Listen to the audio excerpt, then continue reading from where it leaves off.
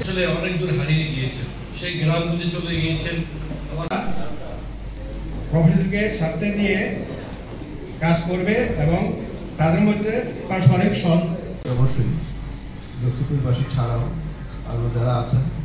আমি মোহাম্মদ আনোয়ার হোসেন, লক্ষ্মীপুরবাসী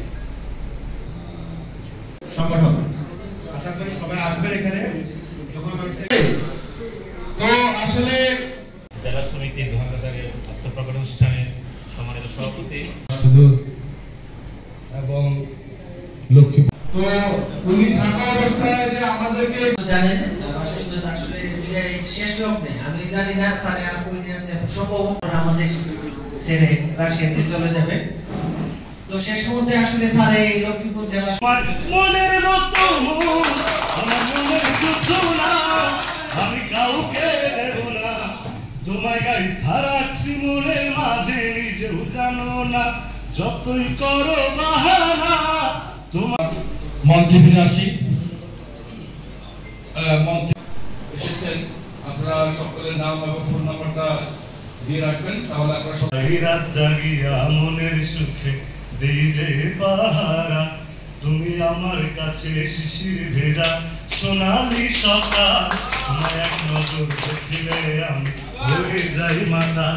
রাত 7টা থেকে অনুষ্ঠানের প্রস্তুতি নেওয়ার কথা ছিল, কিন্তু লক্ষ্মীপুরবাসীরা ধন্যবাদ।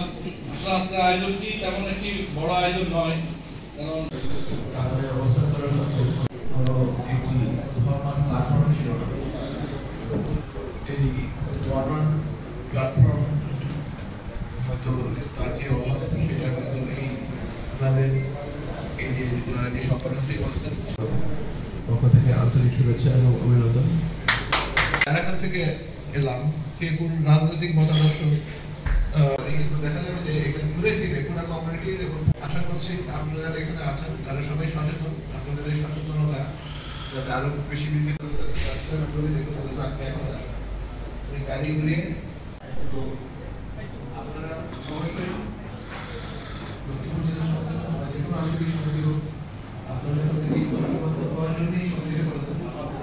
আপনারা ঐক্যবদ্ধ থাকবেন, মানে সেই জন্যই এই সমিতিটা করা। আর 2 নম্বর হলো, যারা এই সমিতির যে বিভিন্ন